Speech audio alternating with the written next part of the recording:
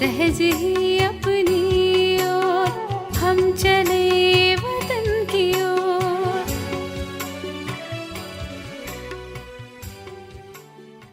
ஓம் சாந்தி. 9/4/1973 அவ்யக்த பாப்தாதா மதுபன். வாணியின் தலைப்பு: சம்ஸ்காரத்தை இணைப்பதில் வெற்றியடைவது என்றால் முழுமையாக தேர்ச்சி பெறுவது. நிரந்தரமாக தந்தை மற்றும் ஆஸ்தியின் நினைவில் மூழ்கியிருக்கக்கூடிய நிரந்தர சகஜ ராஜயோகி மற்றும் கர்மயோகி என்று தன்னை புரிந்து கொண்டு நடந்து கொள்கிறீர்களா? எப்படி தன்னுடைய அறிமுகம் எப்பொழுதுமே நினைவில் இருக்கிறதோ அதேபோல் இந்த மர்ஜீவா ஜென்மத்தின் தன்னுடைய முழு அறிமுகம் நினைவில் இருக்கிறதா?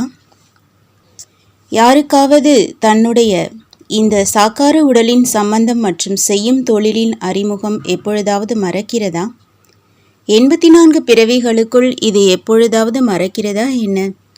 லௌகீக பிறவியின் அறிமுகத்தை நீங்கள் மறப்பதில்லை என்றால் இந்த ஒரு புதுமையான ஆன்மீக விசேஷ ஜென்மம் மற்றும் விலைமதிக்க முடியாத அலௌகீக பிறவியின் தன்னுடைய அறிமுகத்தை ஏன் மறந்து விடுகிறீர்கள்? இதுவும் அறிமுகம்தான் இல்லையா? அறிமுகத்தில் எத்தனை விஷயங்களை கூறுகிறீர்கள்?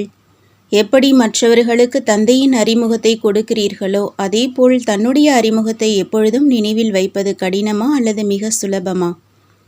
பக்த மனிதர்கள் எப்பொழுது தந்தையின் மகிமை செய்கிறார்கள் என்றால் மகிமையில் ஒரு விசேஷ மகிமை செய்கிறார்கள். அந்த மகிமை மூலம் அவர்களுக்கு பிராப்தி ஏற்படுகிறது. அது என்ன மகிமை செய்கிறார்கள்? ஆனால் நீங்களோ ஞானக்கடல் என்று கூறுகிறீர்கள். ஆனால் அந்த மகிமையை பிராப்தியின் காரணமாக விசேஷமாக பக்தர்கள் செய்கிறார்கள். மேலும் இங்கேயும் சில குழந்தைகள் எப்பொழுதாவது அந்த மகிமை செய்கிறார்கள். எதை நீங்கள் எப்பொழுதுமே கூறுகிறீர்களோ அதுவே பிரசித்தியானது. ஆனால் அது பக்தர்கள் மற்றும் குழந்தைகளில் சிலரிடம் எப்பொழுதாவது இருக்கிறது. 63 ஜென்மத்திற்கான அந்த மகிமை எது? அது நினைவில் வருகிறதா? நீங்கள் கூட பக்தி மார்க்கத்தில் மகிமை செய்திருந்தீர்கள் இல்லையா? மேலும் பிராப்தியின் காரணமாக செய்கிறார்கள். ஏதாவது பிராப்தியின் சுயநலம் இருக்கிறது என்றால் அந்த நேரம் விசேஷமாக கடினத்தை சகஜமாக்குபவர் மற்றும் ஈட்டியை முள் ஆக்குபவர் என்று விசேஷமாக இதைத்தான் கூறுகிறார்கள். எப்பொழுதாவது ஏதாவது பிரச்சனைகள் வருகிறது என்றால் அந்த நேரம் பலமற்ற ஆத்மாவாக இருப்பதால் சகஜ சாதனம் கிடைக்காத காரணத்தினால் கடினத்தை சுலபமாக்குபவரே என்று இதைத்தான் கூறுகிறார்கள். அப்படியானால் தந்தையின் மகிமையான இது உங்களுடைய மகிமையாகவும் இருக்கிறதா? நீங்கள் கடினத்தை சுலபமாக்குபவர்களா? மாஸ்டர் ஒன்றும் குறைந்தவராக இருப்பதில்லை. மாஸ்டர் என்ற வார்த்தை தந்தையை விட உயர்ந்தவர்கள் என்று நிரூபிக்கிறது. ஒருவேளை அந்த மகிமை நினைவில் இருந்தால் உங்கள் எதிரில் என்ன தடை மற்றும் கஷ்டங்கள் வருகிறது, அவை கடினமாக அனுபவமாகிறதா? இந்த அனுபவத்தை செய்வீர்களா என்ன? இந்த விஷயம் கடினமானது என்று அப்படி கூறுவீர்களா? எப்பொழுது நீங்கள் மற்றவர்களின் கடினத்தை சுலபமாக்குபவர்களாக இருக்கிறீர்களோ தன்னுடைய கடினத்தை அனுபவம் செய்வது என்ற இதை என்னவென்று சொல்வது? எப்படி தந்தை அனைத்து ஆத்மாக்களின் கடினமான விஷயங்களை சகஜமாக்குபவர் மற்றும் ஈட்டியிலிருந்து முள்ளாக ஆக்குபவராக இருக்கிறாரோ அதேபோல் நானும் கடினத்தை சகஜமாக ஆக்குபவன் என்ற இந்த அறிமுகத்தின் நினைவில் இருங்கள். எப்படி அறிமுகமோ அதே மாதிரி எண்ணமும் வருகிறது. கடினம் அனுபவம் ஆவது என்ற இது எதன் அடையாளம்? பலமற்ற ஆத்மாக்களின் அடையாளம். மாஸ்டர் சர்வசக்திவானின் எதிரில் கடினமான விஷயம் இருக்க முடியுமா? மனிதன் என்ன விரும்புகிறானோ அதை செய்ய முடியும் என்ற இந்த பழமொழி இந்த நேரத்தின் விஷயத்திற்கானது. இந்த பிராமண ஆத்மாக்களின் மகிமைதான் இது. அப்படியானால் என்ன விரும்புகிறாரோ அதை செய்து முடிப்பவர் என்று கூறலாமா? அல்லது இந்த விஷயம் கடினமானது என்று அப்படி இருக்க முடியுமா? எப்படி சாக்கார ரூபத்தில் பிரம்மா பாபாவில் ஒவ்வொரு எண்ணம் மற்றும் ஒவ்வொரு காரியத்தில் அனுபவம் செய்தீர்கள்? ஏதாவது கடினமான விஷயத்தை வர்ணித்ததாகவோ அல்லது செய்ததாகவோ இருந்ததா? முழு உலகமுமே ஒரு பக்கம் இருந்தாலும் மற்றும் கொஞ்சம் விசேஷ ஆத்மாக்கள் இன்னொரு பக்கம் இருந்தாலும் எந்த கடினமும் இல்லை. ஸ்தாபனையின் தொடக்க நேரத்தில் முழு உலகம் ஒரு பக்கம் மற்றும் ஒரே ஒரு ஆத்மா பிரம்மா பாபா மற்றொரு பக்கம் இருந்தது இல்லையா? இவர்களோ பின்பு சகயோகியாக ஆனார்கள். முதலில் நிமித்தமாக ஒரு ஆத்மா ஆனார் இல்லையா? அப்படி சாக்கார ரூபத்தில் எப்பொழுது தந்தையின் நடைமுறை காரிய ரூபத்தை பார்த்தீர்கள் என்றால், பிரம்மா வம்சாவளி பிராமணன் தந்தையை பின்பற்றி நடப்பவர்களாக இல்லையா என்ன? ஒவ்வொரு அடியிலும் ஒவ்வொரு எண்ணத்திலும் பின்பற்றக்கூடியவர்கள். இந்த உறுதியான எண்ணம் மற்றும் இந்த நிச்சய புத்தியின் எண்ணம் ஒன்றும் பெரிய விஷயம் இல்லை. இதைத்தான் அங்கதனை போன்று ஆடாத அசையாதவர் என்று கூறுவது. அப்படி அனைத்து விஷயங்களிலும் தந்தையை பின்பற்றுபவர்களாக ஆனீர்களா? சேவை செய்வது சுலபம், சாதனமும் சுலபம் என்று அநேகர் நினைக்கிறார்கள். ஆனால் ஒவ்வொரு ஆத்மாக்களுடன் நெருக்கத்தில் வந்து சம்ஸ்காரங்களை ஒத்துப்போக செய்வதிலும் எப்படி மேடையில் பேசுவது சுலபமோ அந்த அளவே சுலபமாக அனுபவமாகட்டும். அது வாய் மூலம் பேசுவது, இது காரியம் மூலம் பேசுவது. இதில் யார் வெற்றி அடைந்தவராக ஆகிவிடுகிறாரோ அவர்தான் முழுமையாக தேர்ச்சி பெற்றவராகிறார். இதில் எப்படி ஆகும், என்ன இதையும் செய்ய வேண்டுமா என்று எண்ண அளவில் கூட இருக்க வேண்டாம். எப்படி கலியுக உலகத்தில் ஜெயின் மதத்தை சேர்ந்தவர்கள் பிடிவாதமாய் தியாகம் செய்கிறார்கள். ஒவ்வொரு முடியையும் தன்னுடைய கைகளால் பிடுங்குகிறார்கள். ஆனால் இதனுடைய கருத்து என்ன? இது சாதாரணமற்ற விஷயமோ அது கடினமாகவே இருக்கவே இருக்கும் இல்லையா? அந்த மாதிரி கடினமான விஷயத்தையும் சுலபமாக அனுபவம் செய்கிறார்கள் என்றால் அது தியாகமாக ஏற்றுக்கொள்ளப்படுகிறது. ஸ்தூலமாகவோ ஒரு பழக்க வழக்கம் நடைமுறையில் இருக்கிறது, ஆனால் கடினத்தை கடினமாக அனுபவம் செய்வதில்லை என்பதுதான் அதனுடைய கருத்தாகும். ஒருவேளை கொஞ்சமாவது கடினத்தின் அடையாளம் கண்கள் மூலம், வாய் மூலம் மற்றும் முகத்தின் மூலம் வெளிப்படுத்துகிறீர்கள் என்றால் அவர்களை தோல்வியுற்றவர் என்று ஆக்கிவிடுகிறார்கள். தேவதை தர்மத்திற்கு பின்னால் வந்த இவர்களும் உங்களுடைய படைப்புதான். அப்படி உங்களுடைய படைப்பில் கூட இந்த பழக்க வழக்கம் வந்து கொண்டிருக்கிறது. அது ஸ்தூலமானது. ஆனால் இங்கு எண்ணத்தில் எந்த ஒரு சூழ்நிலையில் அல்லது எந்த ஒரு பிரச்சனையில் கடினம் அனுபவமாகிறது. சுலபமாக இல்லை என்றால் தோல்வி அடைந்து விடுவார்கள். கடினம் என்று புரிந்து கொள்ளும் காரணத்தினால் அந்த நேரம் என்ன செய்கிறார்கள்? எப்படி எவ்வளவு தூரமாக இருப்பீர்களோ அவ்வளவு குஷியாக இருப்பீர்கள் என்ற பழமொழி இருக்கிறது என்றால் அதே நேரம் தன்னை அந்த விஷயத்திலிருந்து தூரமாக்கி விடுகிறார்கள். அதிலிருந்து ஒதுங்கி விடுகிறார்கள். இதையும் எந்த மார்க்கத்தின் அடையாளம் என்று கூறுவோம்? துறவற மார்க்கத்தை சேர்ந்தவர்களுடையது. அந்த நேரத்திற்காக ஆர்வமற்றவர்களாகி விடுகிறார்கள். நீங்களோ துறவற மார்க்கத்தை சேர்ந்தவர்கள் இல்லைதான் இல்லையா? இல்லற மார்க்கத்தை சேர்ந்தவர்கள் ஒரு பொழுதும் ஒதுங்கிவிட மாட்டார்கள். எப்படி தாமரை மலர் துறவற மார்க்கத்தை சேர்ந்தது அல்ல, முற்றிலுமே இல்லற மார்க்கத்தின் அடையாளமாகும். இந்த விதமாக இல்லற மார்க்கத்தை சேர்ந்தவர்கள் ஒரு பொழுதும் விலகி தூரமாக ஓட மாட்டார்கள். ஆனால் கூட்டாக வந்தும் நெருக்கத்தில் வந்தும் கடினத்தை சுலபமாக ஆக்குவார்கள். இதுதான் விசேஷ ஆத்மாக்களாகிய உங்களுடைய அறிமுகமாகும். எப்பொழுது பெயர் மாஸ்டர் சர்வசக்திவான் என்று இருக்கிறதோ பின்பு ரூபம் என்னவாக இருக்கிறது? மகாவீரர்களுடையதாக இருக்கிறதா?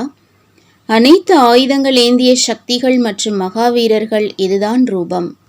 மேலும் குணமாக தந்தையிடமிருந்து என்னென்ன அனைத்து சக்திகளை பிராப்தி செய்கிறார்கள் அவற்றை குணரூபத்தில் நடைமுறையில் கொண்டு வருவது, அதாவது சகித்து கொள்வதற்கு, உள்ளடக்குவதற்கு, எதிர்நோக்குவதற்கு, சகயோகம் கொடுப்பதற்கான சக்தி ஆகியவை. என்னென்ன சக்திகள் இருக்கின்றனவோ அவற்றை நடைமுறையில் காரியத்தில் கொண்டு வருவது இதுதான் குணமாகும். மேலும் காரியமாக என்ன இருக்கிறது? கடினத்தை சுலபமாக்குவது, பரிவர்த்தனை செய்வது. விலகி ஓடுபவராக அல்ல. நிவாசஸ்தானம் எது? அந்த ஸ்தானத்தில் நிலைத்திருப்பதனால் பிராமண நிலையின் காரியத்தை மிக நல்ல முறையில் செய்ய முடியும். அந்த ஸ்தானம் எது? அதுதான் பிராமணர்களுடைய முக்கிய ஸ்தானமான புத்தியை ஸ்திரமாக வைப்பது. அந்த ஸ்தானத்தில் பின்பு நிரந்தரமாக இருக்கவும் முடிய வேண்டும். காரியங்களை செய்து கொண்டு அங்கிங்கு செல்லும் பொழுதும் அந்த நிலையில் இருக்க முடிய வேண்டும். அனைத்து விஷயங்களின் சாரம் அதில் வந்துவிட வேண்டும். விஸ்தாரத்திலோ இந்த அனைத்து விஷயங்களும் வந்துவிடும்.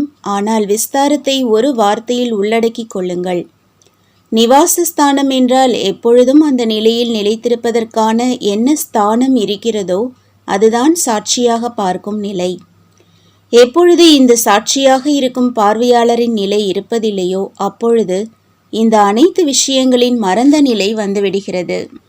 டிராமாவின் கிளை மற்றும் டிராமாவின் தண்டவாளத்தில் ஒவ்வொரு காரியம் மற்றும் எண்ணம் செல்வதற்காக இந்த சாட்சியாக பார்க்கும் நிலை எப்பொழுதும் தேவையாக இருக்கிறது. சிறிது நேரத்திற்காக பார்வையாளராக ஆகிறார்கள். பிறகு எனது என்பதில் மாட்டிக்கொள்கிறார்கள். இந்த நிலையிலிருந்து கீழே விழுவதற்கான முக்கிய காரணம் எனது, அதாவது தேக அபிமானம்.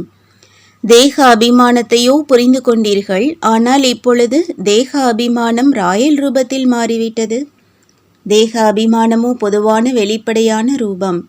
அதிலிருந்து தன்னை அகற்றுவதற்கான முயற்சியும் செய்கிறீர்கள்.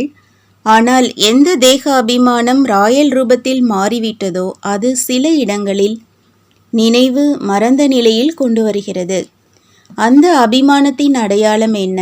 அதனுடைய அஸ்திவாரம் தேக அபிமானமேதான். ஆனால் ரூபம் ராயலானது. எந்த நேரம் இந்த ராயல் ரூபம் வருகிறதோ அந்த நேரத்தின் அடையாளமாக என்ன இருக்கும்? எந்த விதமான அபிமானமும் தன்னை மற்றும் மற்றவர்களை அவசியம் அவமானம் செய்யும்.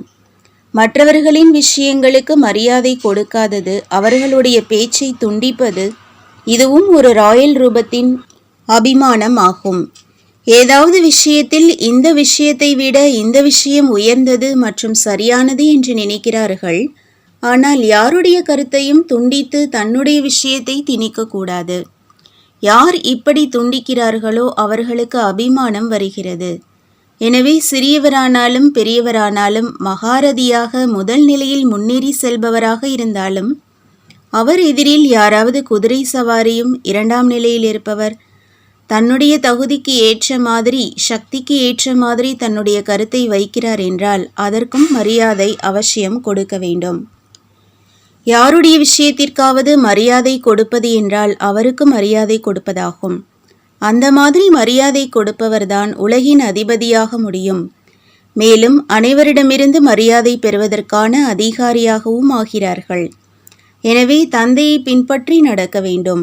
ஏனென்றால் எந்த நேரம் யாராவது ஏதாவது கருத்து கூறும்போது அதுதான் யதார்த்தமானது என்று நினைத்து கொள்கிறார்கள் என்றால் அந்த நேரம் அவருக்கு சிறிதளவு அவமானம் கூட அதிகமாக அனுபவமாகும். ஒரு வார்த்தை கூட அம்பு மாதிரி அனுபவமாகிறது. எனவே ஒவ்வொருவரின் கருத்திற்கு மரியாதை கொடுத்து கொண்டே இது எப்படி முடியும், இதுவோ நடக்கவே முடியாதது என்று அந்த மாதிரியான வார்த்தைகள் வெளிவர வேண்டாம். ஆம், மிக நன்றாக இருக்கிறது, இதன் மேல் யோசனை செய்வோம் என்று அந்த மாதிரி கூறுவதினால் என்னவாகும்?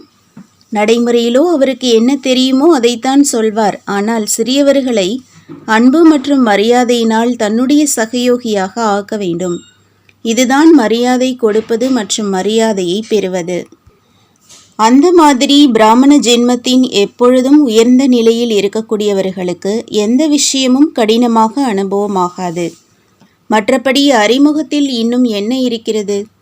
பிராமண ஜென்மத்தின் காலம் இது எப்பொழுதுமே நினைவில் இருக்கட்டும். அப்படி நாம் ஒவ்வொரு சேவை மற்றும் ஒவ்வொரு எண்ணத்தில் பல கோடி மடங்கு வருமானம் செய்வதற்காக பொறுப்பில் இருப்பவர்கள். அந்த மாதிரி உயர்ந்த காலமாகும். இந்த அனைத்து அறிமுகமும் ஒருவேளை எப்பொழுதும் நினைவில் இருக்கிறது என்றால் சுலபமாகவே சம்பூர்ணமாகிவிடுவீர்கள். அப்படி எப்பொழுதும் அந்த மாதிரி தன்னுடைய ஆன்மீக ஜென்மத்தின் அறிமுகத்தை நடைமுறையில் நடந்து கொண்டிருப்பவர்களுக்கு, எப்பொழுதும் ஸ்வமானத்தில் நிலைத்திருக்கக்கூடிய உயர்ந்த ஆத்மாக்களுக்கு, மேலும் எப்பொழுதும் சேவையின் அன்பு மற்றும் சகயோகத்தில் முழுமையாக ஈடுபட்டிருக்கும் ஆத்மாக்களுக்கு பாப் தாதாவின் அன்பு நினைவுகள் மற்றும் நமஸ்காரம். வரதானம்: துடித்து கொண்டிருக்கும், ஒன்றும் இல்லாத, யாசிக்கும், தாகம் நிறைந்த ஆத்மாக்களின் தாகத்தை தணிக்கக்கூடிய அனைத்து பொக்கிஷங்களினால் நிறைந்தவராகுங்கள். எப்படி அலைகளில் அடித்து கொண்டும் மற்றும் மூழ்கி கொண்டும் இருக்கும் ஆத்மா ஒரு சின்ன மரத்துண்டின் ஆதாரத்தை தேடுகிறது, அந்த மாதிரி துக்கத்தின் ஒரு அலை வரட்டும், பின்பு பாருங்கள், அநேக சுகம் சாந்தியின் பிச்சைக்கார ஆத்மாக்கள் உங்கள் எதிரில் வருவார்கள். அந்த மாதிரி தாகமுள்ள ஆத்மாக்களின் தாகத்தை தீர்க்கக்கூடிய அதீந்திரிய சுகம் மற்றும் அனைத்து சக்திகளினால், அனைத்து பொக்கிஷங்களினால் நிரம்பியவராக தன்னை ஆக்குங்கள். தன்னுடைய நிலையும் எப்பொழுதும் ஒரே மாதிரி நிலைத்திருக்கும் மாதிரியும், மேலும் மற்ற ஆத்மாக்களையும் நிரம்பியவராக ஆக்க முடியும் அளவிற்கும் அனைத்து பொக்கிஷங்களும் அந்த அளவே சேமிப்பாகி இருக்கட்டும். ஸ்லோகன்: நன்மையின் பாவனை வைத்து அறிவுரை கூறினீர்கள் என்றால் அறிவுரைகள் உள்ளத்தில் பதியும். நல்லது. ஓம் சாந்தி.